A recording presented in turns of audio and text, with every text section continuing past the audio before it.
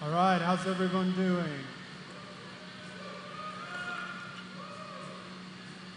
So before we start, I wanted to kick off a question. Actually, two questions. Who here owns a McLaren? No oh, we got one McLaren owner over there. I think he wishes. I think he wishes. Now, is it a Lego one? Is it made of Lego? Or is it a real one? It's a model car. Second question, who here owns an NFT? Okay, all right. So for those of you that NFT owners, we're here today to discuss the coming between McLarens and NFTs. I'm here with Yonathan Lapchik, who's a blockchain and crypto executive with strong business and technology background. He's currently the CEO of SUKU, which provides engagement solutions and an ecosystem for brands. He's also the co-founder of Infinite World, which provides infrastructure for NFTs and the Metaverse.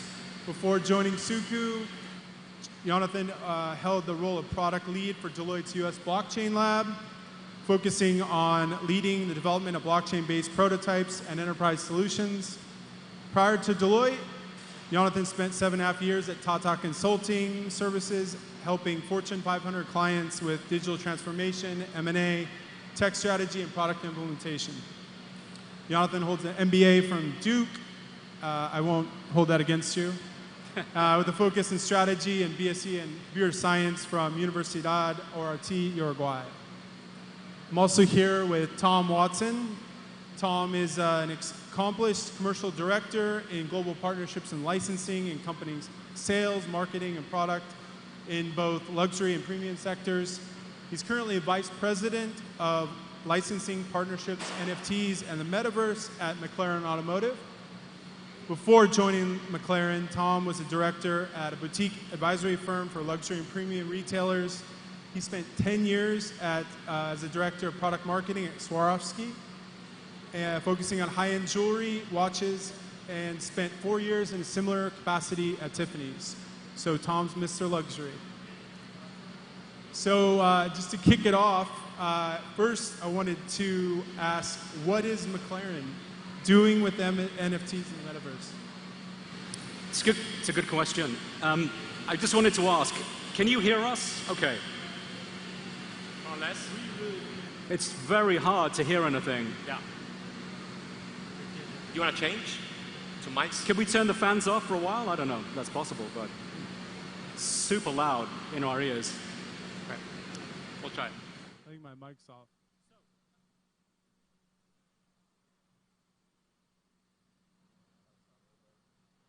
So we...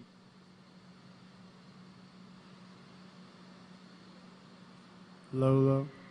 I think it's the fans blowing behind us. Hello. You on? Yeah, I think so. Is that better? Woohoo! Okay. So, welcome everybody. McLaren and NFTs. I think just, if it's okay with you, I'd like to just say a couple of words about McLaren overall. So, McLaren is 60 years old next year, founded by Bruce McLaren in 1963. But the company that I work for, the Supercar company, Automotive, it's actually just over 10 years old only.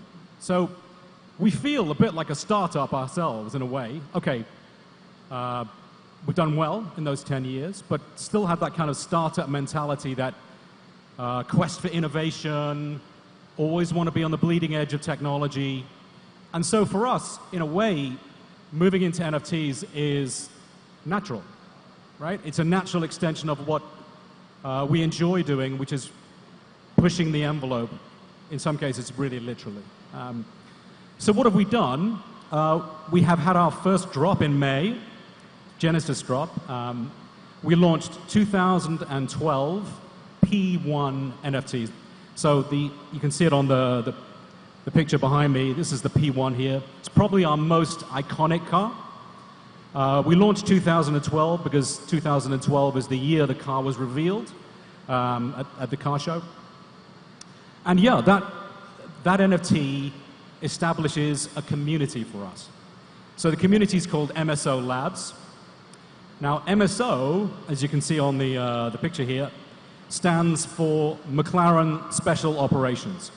So if you want to do something really special with your McLaren, if McLaren isn't special enough for you already, then MSO is where you go for a true custom job. And so in the digital world, that's also how we want that to roll. We want that very personal experience, that very close, tangible relationship between our community and McLaren. And that's why MSO Lab. So MSO is pretty much the Navy SEALs of the McLaren operation. Exactly right. He looks like a Navy SEAL, doesn't he? He's a Brit, though. Sometimes. All right, so Yonathan, what is Infinite World's role in McLaren's Metaverse play, and how does Infinite World position itself to the NFT industry in general? Yeah, so we started this journey a few years ago helping brands through transparency, exploring different solutions in the physical world. And a year and a half ago, we created Infinite World, which is part of our SUKU ecosystem. And Infinite World really builds technology and infrastructure to help brands like McLaren to get into the metaverse, to get into Web3. We understand the physical worlds as we see them. They're all transitioning into a new experience. They're transitioning into a new way for consumers, mainly Gen Z, to interact with their brands.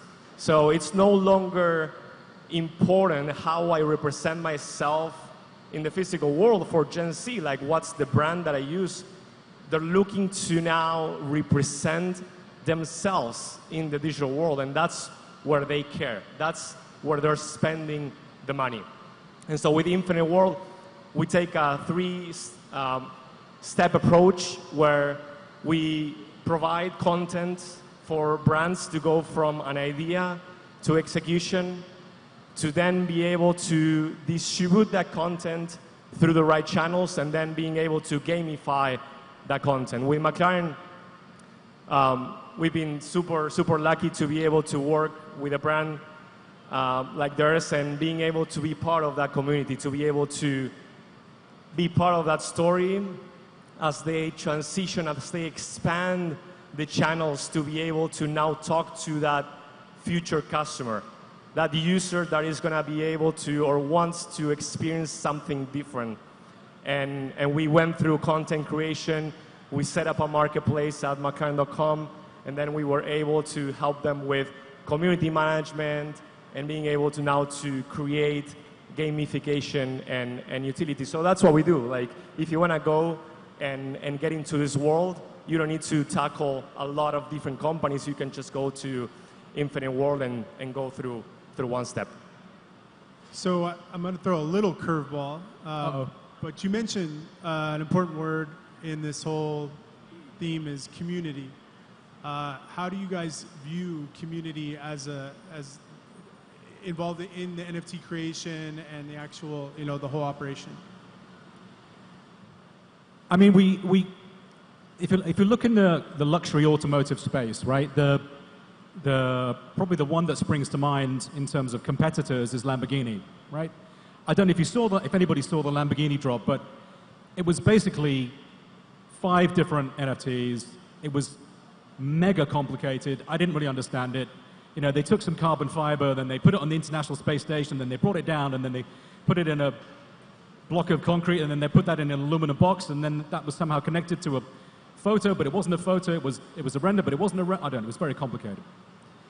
We prefer to do something more, hopefully more credible, and that's much more aligned to what the Web3 community want and expect. And that's still a journey for us. We're just beginners at this process, but we really want to, as Yonathan was saying, we want to be able to connect to that Gen Z community, obviously, as a brand. We want those consumers for the future, but we definitely want to do it in an authentic way. We want to do it in a proper way.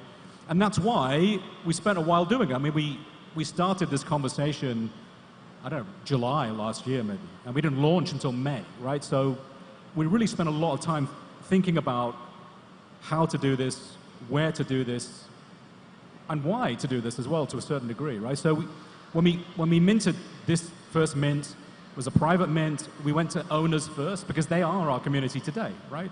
McLaren owners are our community today. But the whole idea of this journey in NFTs is to open the box a bit, right? To allow more people to explore that McLaren universe as we ourselves explore what that really means. Because also, as a brand, I mean, no spoilers here, cars are not the limit of our ambition, right? It's a big wide world out there. There's lots we can do closer to home from an engineering point of view. So how do we open that out to a broader community and universe and people who are interested in what we do? And so, yeah, that's what community means to us. Can I add something? So they invited us to this event when we started the relationship. We went to this Formula One track actually here in Austin. Circuit of the Americas. Yes, exactly. And one thing that I saw, we were at this dinner, 300 owners, and at some point during the night, a guy just said, "Hey, listen to me." And he went, "Viva McLaren!" And they were all like so passionate, like they really feel this something special with the brand. They spend like weekends every single, like, I don't know, every month all over the world driving their cars. And how can we be part of that community? It's difficult for people that do not own a car to actually experience that level of passion for a brand like McLaren. And that's one of the goals that we had with this, being able to transmit that story, being able to include other people to feel what we felt during that weekend.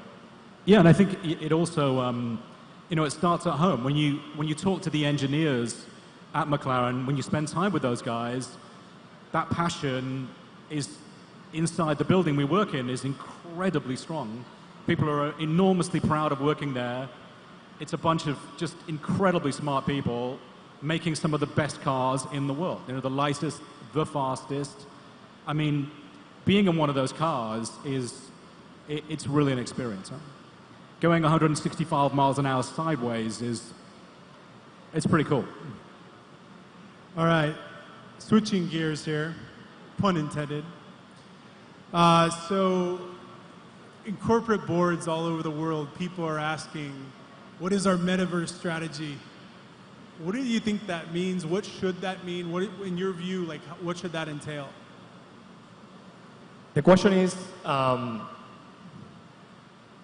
it's difficult to respond because everyone I'm glad you answered that one. because everyone will have a different answer on what is the metaverse. Because we are building the metaverse as we speak.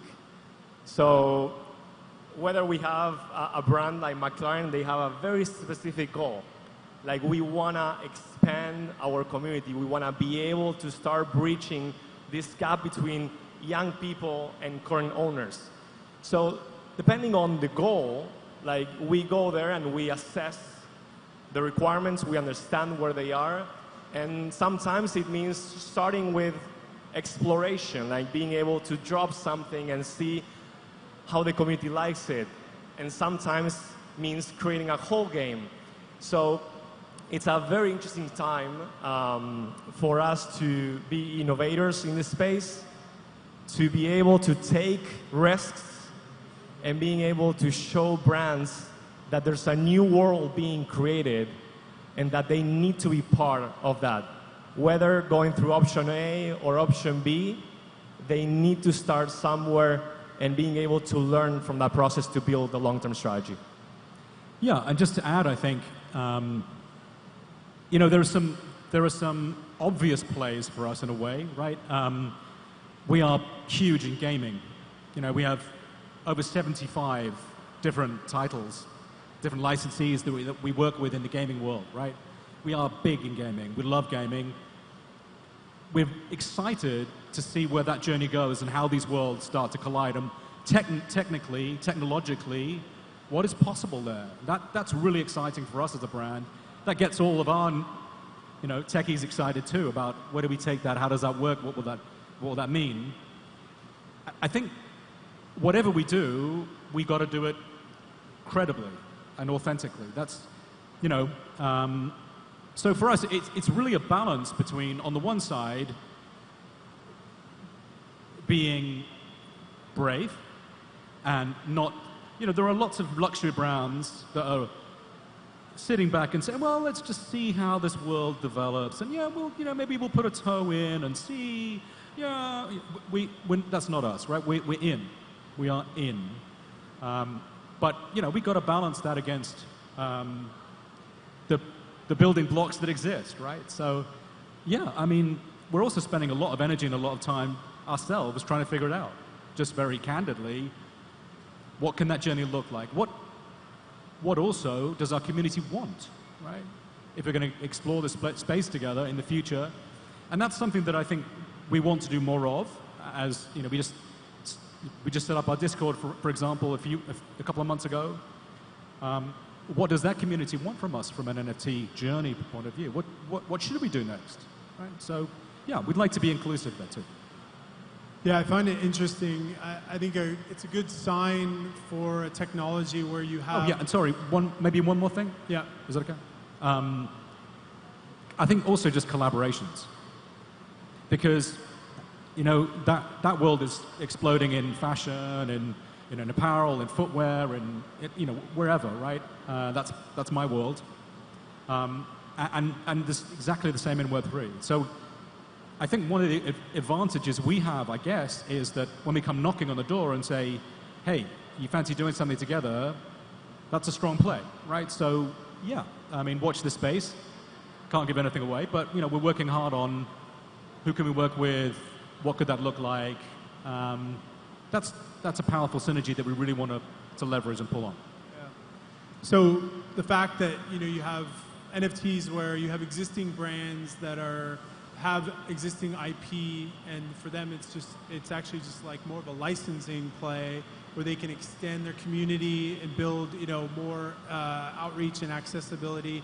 Then you have other companies like SUKU Labs that are creating IP and building a community from scratch. So it's I have a firm belief that NFTs are here to stay, just because of that, because of the strength of both the tops down and the bottoms up approach. We're also, just from an NFT perspective, we're also exploring how to bring that back into the real world, right? So, for example, who needs a service book for a car anymore? You don't need it, right? Just replace it with an NFT, right? If I want authenticity on the car that I own, or the service that I had done on that car, that is possible today, right? So, how do we include this technology, right? So, there's NFTs everywhere. I was at NFT LA a couple months ago, going to NFT NYC. Everyone's minting an NFT. There's so much noise. How do brands punch above that noise and really stand out to actually, get that kind of usership and that community? I think it's the power of Web3 and the goal of actually creating a truly decentralized web for the first time is that we are actually went from being the product, like us users, to actually create the product together. So I think the interesting cases are where we are able to connect brands like McLaren with projects from the space, projects that are just creators and they want to share the value, they want to be able to create the value together. That's, I think, a very interesting dynamic that we don't have in Web 2, and that's really how we're going to be pushing the industry into building together and not just giving the entire value to centralized organizations, which is basically what happened on Web 2. On the other side, like, to me, not having a metaverse Web3 strategy today is like not having a social media strategy in the 2000s. So they will need to figure it out, and the easiest way today is to be able to get plugged in directly with the Web3 community, not creating something on your own, because that's not going to work. And I think in a funny kind of way, if it doesn't sound too trite, being humble and being open. You know, I think a lot of luxury brands have a very narrow focus for all the right reasons in the space that they're in, but Web3 is not the space that they're in. So if you're going to come into that world, come in with the right attitude, right? Come in an open way, in a humble way, and learn. That's, I hope, appreciated by the Web3 community. That's a real differentiator in terms of what you bring. So listening is really important. So we got about 5 minutes left. 2 more questions. We'll do one question, then we'll wrap up with the last one. So here comes another pun. What are the roadblocks in NFT adoption, and how can brands kind of push through those roadblocks? There are a few, for sure. I think for us, one of them is just education. You know, there are still people who work at McLaren today, just like there are everywhere, where you say NFTs, they say, well, Tom, what is an NFT? Right? So the level of knowledge internally is also, in some cases, low, right? So it's about internally educating what the value of that and what is the potential of that to the business, and communicating that out and making that clear. So that's the first thing. And then I would say the other thing is just agility. Because this world moves so fast. Maybe it sounds kind of weird speaking as somebody who makes cars that do 200 miles an hour, but you know, when you make a car, you better make sure that that's properly put together and it's safe, and that takes time, you know, to craft that in the right way and to make sure it's safe. That takes time, and it takes a certain gated process, right? In this space, it's the opposite. It's about, what can we do tomorrow? What can you do for me this afternoon? And internally, that's a bit of a shock, I would say. You know, for a car company, it's a real shock. So those are kind of internal challenges that we have, I would say, as a business is, yeah, I mean, of course, we're probably more agile than most OEMs from a luxury supercar point of view, but we're nowhere near the level of agility that we're going to need to really stand out in Web3. We're working on it. Adding to that, I think it's we crypto people think that we build things for ourselves, so we can trade things with ourselves. We buy in crypto, we sell in crypto. This is the first time that we are actually including people from the outside, brands like McLaren. I think the biggest challenge today is building products that are easy to use. There's no noise. There's no complexity. It's just an NFT. Let's just call it something else. So I think the challenge, and something that we are working a lot at SUKU and Infinite World, is to making things easier. There's no noise. There's no complexities. You go in one step to buy something or to send something, and that's the biggest challenge and the biggest opportunity that we have. Very cool. All right, so last question. 5 years from now, what does the metaverse look like? Woo. You have a crystal ball? We could even say 10 years, if you were to give it an extra. I mean, Yonathan can speak to the technical stuff. I would say we have 2 ambitions. So if I maybe flip the question around and say, what do we want that next 5 or 10 years to, what would success look like for us? The first is that we're able to share the experience of McLaren, whatever that means, with a broader audience. I mean, I still remember very vividly the first time I got in a McLaren. You know, you have those special doors, right? The doors that go up, the dihedral doors that opens up, right? It's really low down. You have to kind of clamber into the seat, and you sit back, right? You're in the seat, and then you try to find the door handle, and then you pull the door down, it goes, click. And there's just a moment of silence just real silence and quiet before you press that button marked start, and then all hell breaks loose, right? It's an incredible feeling, and I would just love to be able to share that feeling, genuine feeling, with a much bigger audience. That's our first. And then second, we want to be the best. We want to be the best at Web3 in our own competitive space in the world. The end. As my friend Brad, the new CEO for Infinite World, says, Apple, they're going to drop the bomb again for the third time. The first time was the iPod, then it was the iPhone, now it's going to be the glasses. And when that happens, I think we're going to, I don't know if we're going to call it the Metaverse. It's just going to be live. You're not going to be able to differentiate between what's physical, what's digital. You can be walking through Central Park and looking at people wearing T-shirts, and they're not the T-shirts that they're actually wearing. They're just T-shirts that you see and you watch through your glasses. So that's the Metaverse. The Metaverse is where there's no more two worlds. There's only one, and we interact with things equally that we were interacting in the physical world. That's what I see in 5 years.